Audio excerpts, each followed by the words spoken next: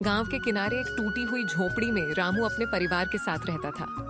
बारिश आते ही उसकी छत टपकने लगती थी, लेकिन रामू के सपने कभी नहीं टूटे। उसके पास बस एक छोटा सा खेत था, जिससे वह अपने परिवार का पेट पालने की कोशिश करता था। हर सुबह सूरज निकलने से पहले रामू खेत में पहुंच जाता और देर रात तक मेहनत करता रहता। लेकिन इतनी मेहनत के बाद भी उसके घर में गरीबी कम होने का नाम नहीं ले रही थी।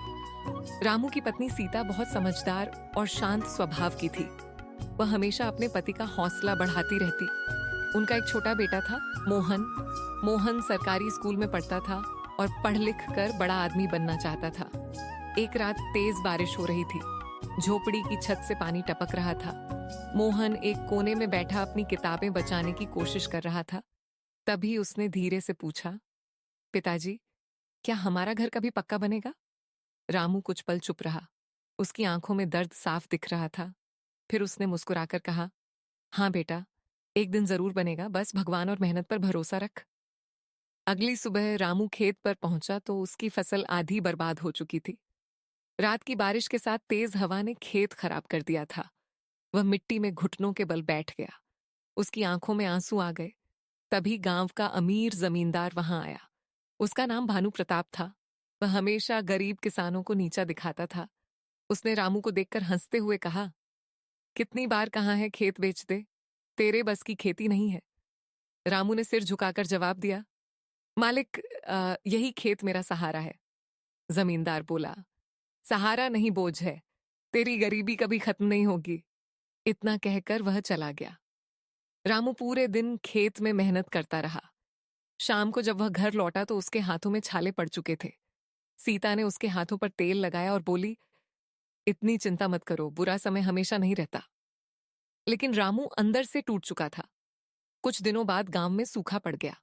कुएं सूखने लगे, खेतों में दरारें पड़ गईं। गांव के कई किसान शहर कमाने चले गए, लेकिन रामू गांव छोड़ना नहीं चाहता था। एक दिन मोहन स्कूल से उदास होकर घर आया। उसने अपना बैग फेंका और चुपचाप बैठ गया।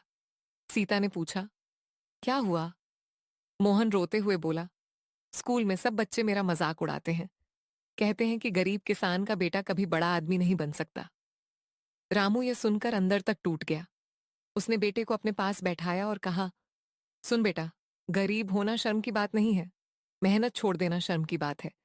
एक दिन वही लोग तुझ पर गर्व करेंगे। उस रात रामू सो नहीं पाया। वह पूरी रात सोचता रहा कि अपने बेटे का भविष्य कैसे बदले। अगले दिन वह गांव से कई किलोमीटर दूर जंगल के पास वाले पुराने कुएं पर गया। वहां थोड़ा पानी बचा था। रामू ने बाल्टियों में पानी भरकर अपने खेत तक पहुंचाना शुरू किया। रास्ता बहुत लंबा था। धूप इतनी तेज थी कि उसके पैर जल रहे थे। गांव वाले उससे पागल कहने लगे, इतनी मेहनत से क्या होगा? छोटा सा खेत बचाकर अमीर नहीं बन जाएगा। लेकिन रामू किसी की बात नहीं सुनता था।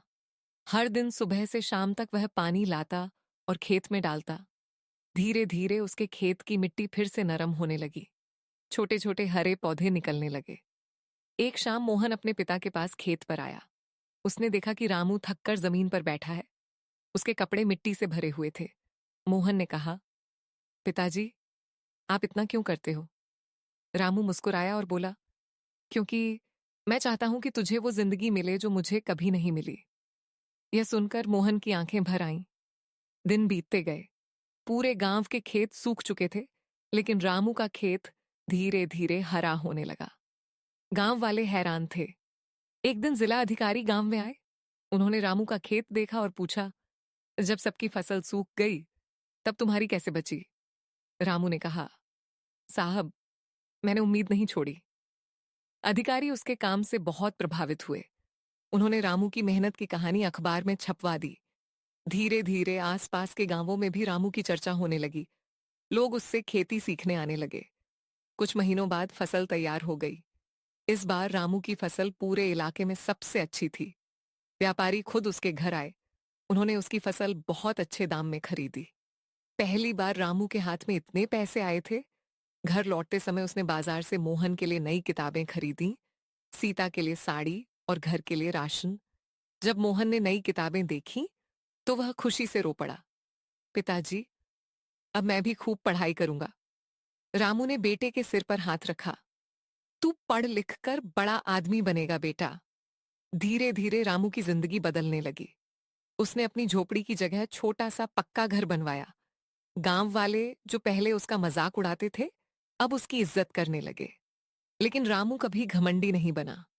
एक दिन वही जमींदार भानु प्रताप उसके घर आया। उसके खेत घाटे में जा रहे थे। उसने शर्माते हुए कहा, रामू, क्या तू मेरी मदद करेगा? रामू कुछ पल चुप रहा, फिर बोला, खेती मेहनत और धैर्य से चलती है मालिक, घमंड से नहीं। उसने जमींदार को भी पानी बचाने और मेहनत से खेती करने के तरीके बताए। धीरे धीरे गांव फिर से खुशहाल होने लगा। समय बीतता गया। मोहन पढ़ाई में बहुत तेज निकला। उसने शहर जाकर पढ़ाई की और बड़ा अधिकारी बन गया। जिस दिन मोहन अधिकारी बनकर गांव लौटा, पूरे गांव ने उसका स्वागत किया। रामू की आंखों में खुशी के आंसू थे। मोहन अपने पिता के पैरों में झुक गया और बोला, आज मैं जो भी हूं, आपकी मेहनत की वजह से हूं। रामू ने कांपते हाथों से बेटे को उठाया और गले लगा लिया। उस दिन गांव के हर इंसान की आंखें नम थीं। रात को रामू अपने खेत के पास बैठा आसमान की तरफ देखने लगा। हवा धीरे धीरे चल रही थी। उसके चेहरे पर संतोष था। सीता उसके पास आई और बोली, देखा, मेहनत कभी बेकार नहीं जाती। रामू मुस्कुराया, हाँ, बस इंसान को हार नहीं माननी चाहिए। अब गांव में जब भी कोई गरीब या परेशान होता, लोग उसे रामू की कहानी सुनाते, क्योंकि रामू ने सबको सिखा दिया था कि इंसान गरीब पैदा हो सकता है, लेकिन मेहनत और हिम्मत से अपनी किस्मत जरूर बदल सकता है। कहानी की सीख, मुश्किल समय इंसान की परीक्षा लेता है। जो इंसान मेहनत और उम्मीद नहीं छोड़ता, एक दिन वही सबसे बड़ी जीत हासिल करता है।